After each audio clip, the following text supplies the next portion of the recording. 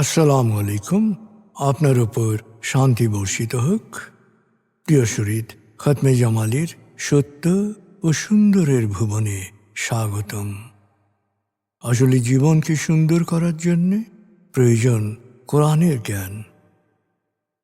আল্লাহ নিজেই বলেছেন, আমি কোরআনকে খুব সহজ করে দিয়েছি যাতে করে তোমরা এর শিক্ষা মনে রাখতে পারো।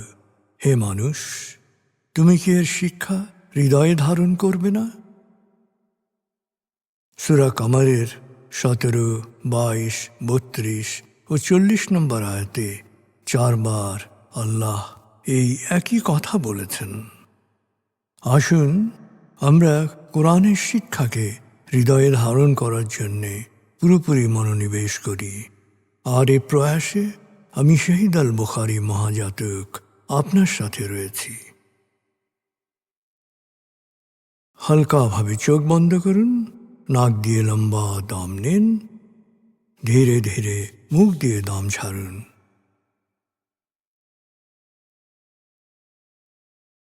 দম নেবেন পেটে, ছাড়বেন মুখ দিয়ে। দম নেওয়ার চেয়ে দম ছাড়তে সময় একটু বেশি নিন। এভাবে কয়েকবার দম নিন ও দম ছাড়ুন।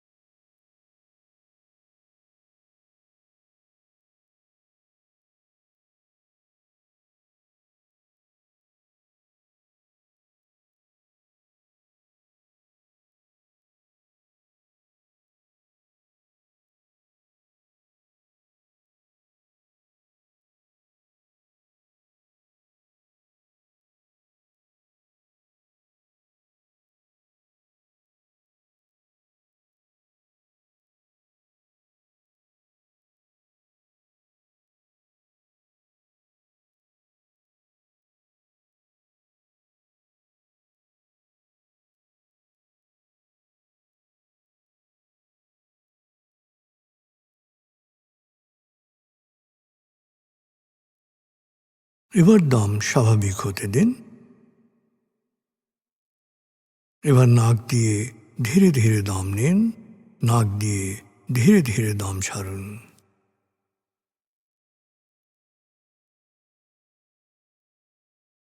এভাবে কয়েকবার দম নিন, দম ছাড়ুন।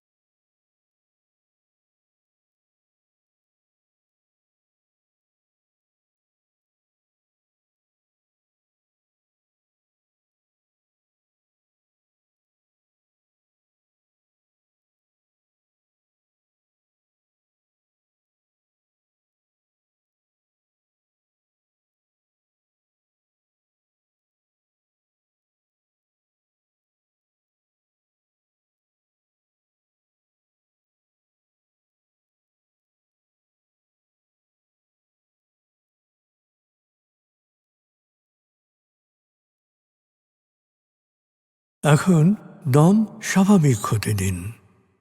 আপনি শুধু দম খেয়াল করুন।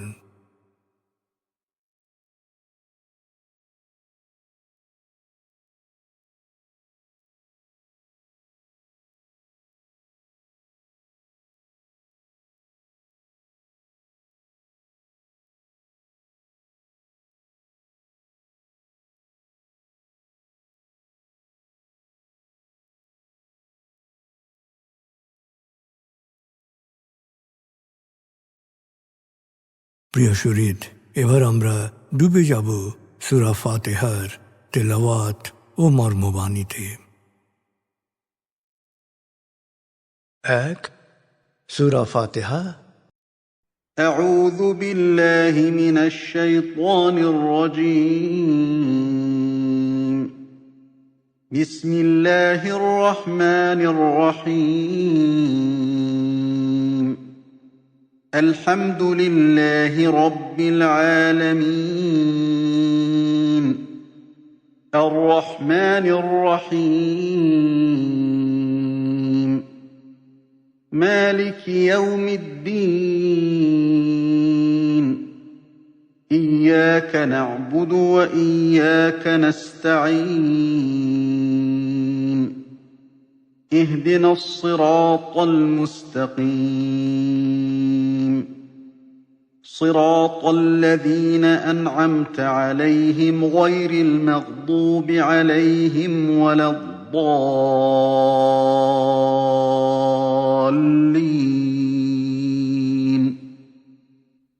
দয়াময় মেহেরবান আল্লাহর নামে। সকল প্রশংসা মহাবিশ্বের প্রতিপালক হে আল্লাহ তোমারই জন্যে। তুমি দয়াময় মেহেরবান কর্মফল দিবসের মালিক। আমরা শুধু তোমারই ইবাদত করি, শুধু তোমারই সাহায্য চাই। প্রভু হে, সাফল্যের সরল পথে তোমার প্রিয়জনদের পথে আমাদের পরিচালিত করো। প্রভু হে, বিভ্রান্ত অভিশপ্তদের অন্ধকার পথ থেকে তুমি আমাদের রক্ষা করো।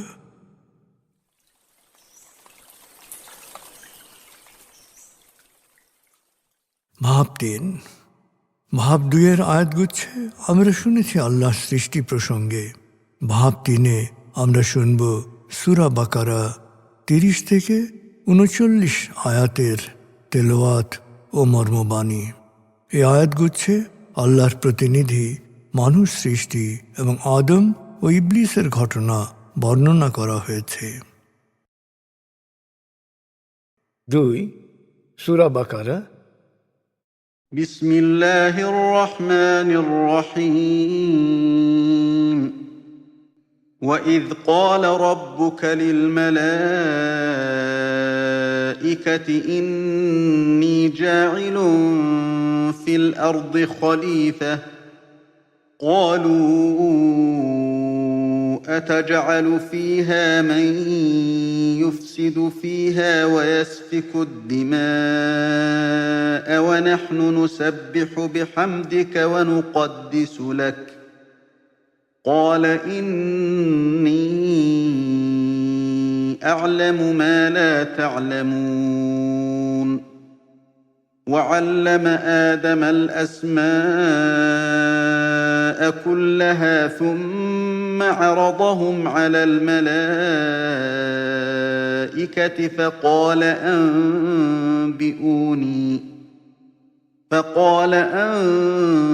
أنبئوني بأسماء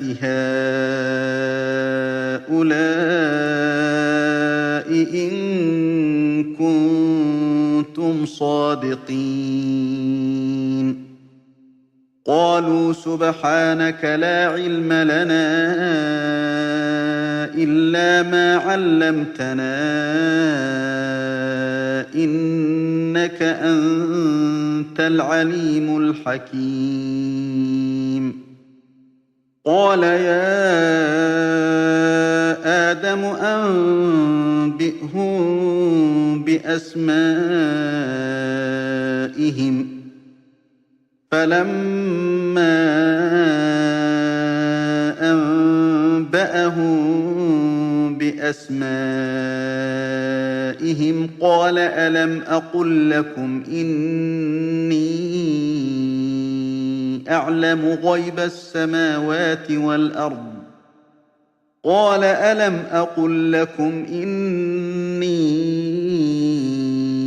أعلم غيب السماوات والأرض وأعلم ما تبدون وما كنتم تكتمون وإذ قلنا للملائكة اسجدوا لآدم فسجدوا إلا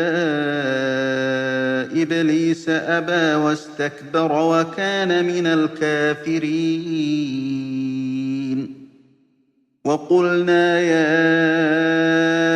آدم آدم اسكن أنت وزوجك الجنة وكلا منها رغدا حيث شئتما ولا تقربا هذه الشجرة فتكونا من الظالمين فأزلهما الشيطان عنها فأخرجهما مما كانا فيه وقلنا اهبطوا بعضكم لبعض عدو ولكم في الأرض مستقر ومتاع إلى حين فتلقى آدم من ربه كلمات فتاب عليه إنه هو التواب الرحيم قلنا اهبطوا منها جميعا فإما يأتينكم مني هدى فمن تبع هداي فلا خوف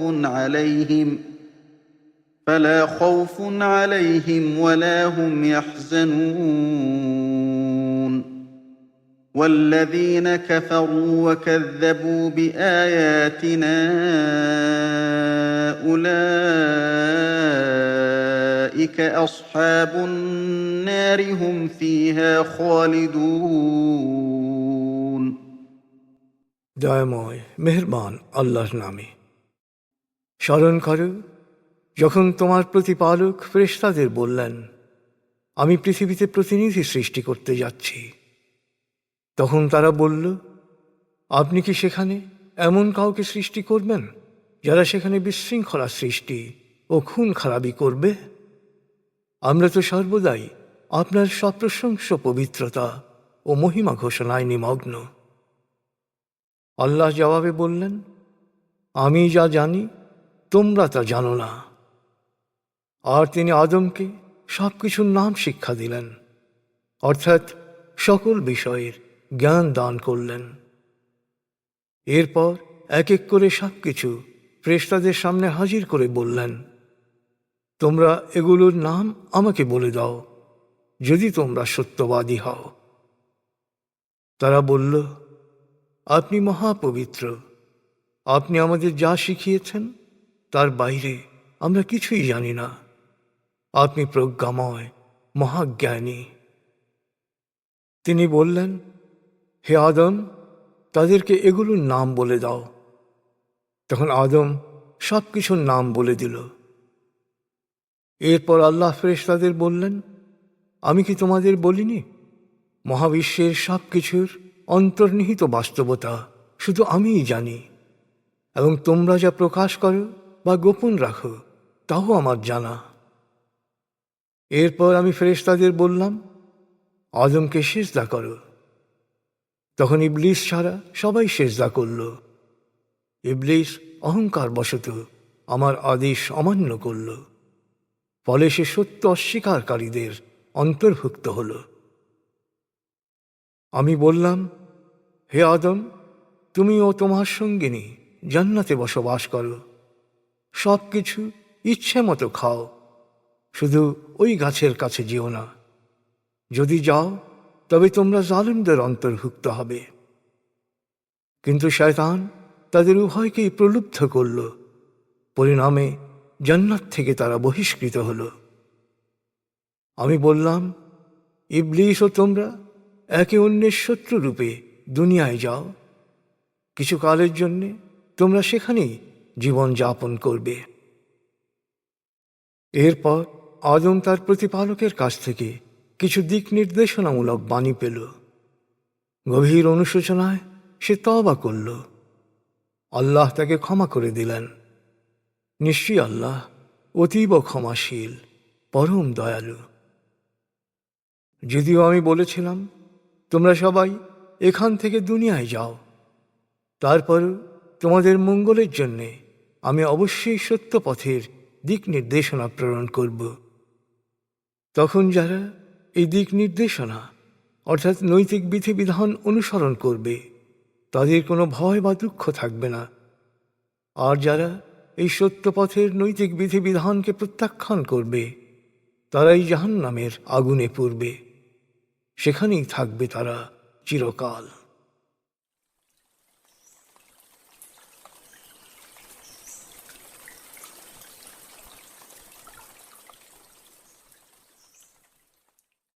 এবার আজকের আয়াতগুচ্ছ থেকে একটি পয়েন্ট নিয়ে ভাবুন, যা আপনি অনুসরণ করার চেষ্টা করবেন।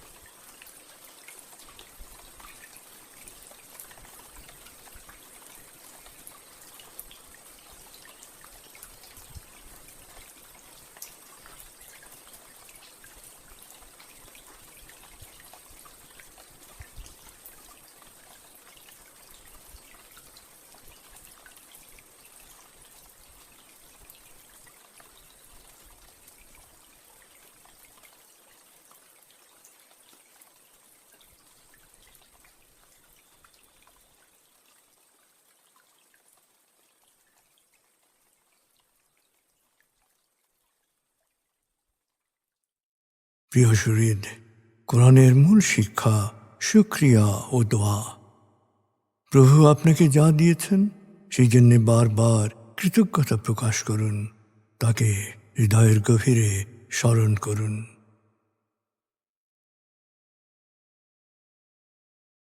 আল্লাহ আল্লাহ আল্লাহ আল্লাহ আল্লাহ আল্লাহ আল্লাহ আল্লাহ আল্লাহ আল্লাহ আল্লাহ।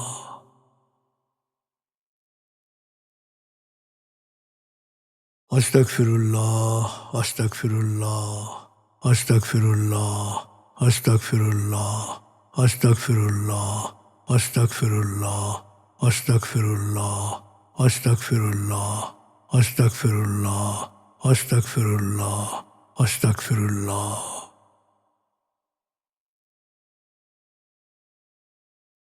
আসুন প্রার্থনায় ডুবে যাই। হে আমাদের প্রতিপালক, আমাদের ইহকাল ও পরকালের কল্যাণ দান করো। আগুনের শাস্তি থেকে তুমি আমাদের রক্ষা করো। হে আল্লাহ, পানাহ দাও ভয়, ভীতি, আতঙ্ক থেকে, অশান্তির আগুন থেকে, অস্থিরতা, হতাশা, পেরেশানি থেকে, দুঃখ কষ্ট থেকে, ঋণ ও কুফরি থেকে, অভাব, আসক্তি ও নেতিবাচকতা থেকে।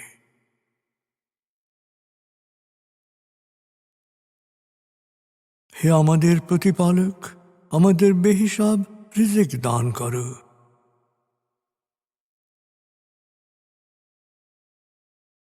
হে নিরাময়কারী, আমাকে পরিপূর্ণ নিরাময় ও সুস্বাস্থ্য দান করো। প্রভু হে, আমার মা বাবা, অভিভাবক শৈশবে যে মমতায় আমায় লালন করেছেন, তুমিও তাদের উপর সেরূপ করুণা বর্ষণ করো। হে আমাদের প্রতিপালক, আমার পরিবারকে প্রাজ্ঞ, সুখী ও সমৃদ্ধশালী পরিবারে রূপান্তরিত করো।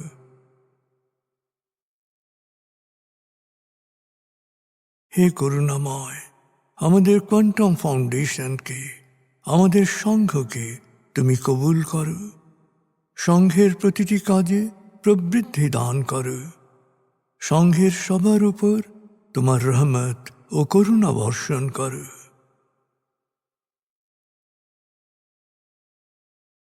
প্রভু হে, আমাদের দেশকে তুমি ভালো মানুষের স্বর্গভূমিতে রূপান্তরিত করো। হে করুণাময়, পৃথিবীর সকল শোষিত বঞ্চিত মানুষকে জালেমের জুলুম থেকে, শোষকের শোষণ থেকে মুক্তি দাও।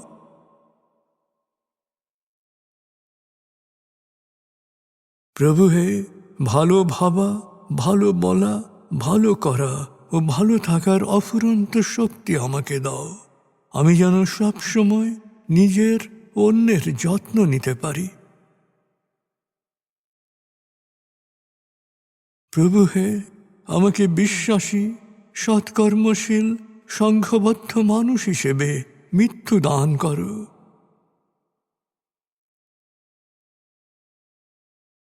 অনুভব করুন, আল্লাহ আপনার অন্তরেই আপনার কথা শুনছেন।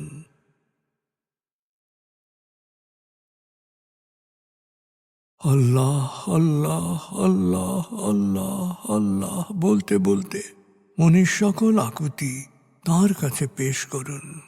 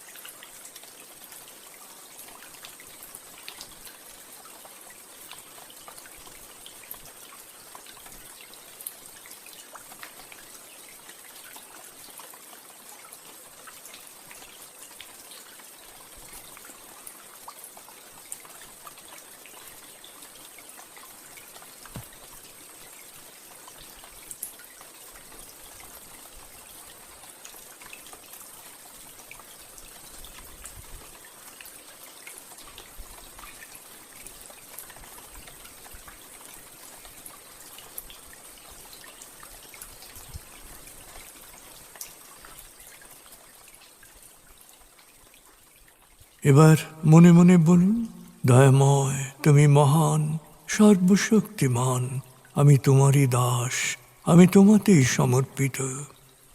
দয়াময় তুমি মহান, সর্বশক্তিমান, আমি তোমারই দাস, আমি তোমাতেই সমর্পিত।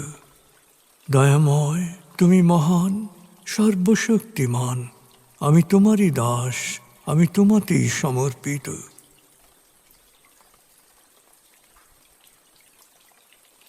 অনুভব করুন আল্লাহ আপনার প্রার্থনা কবুল করেছেন।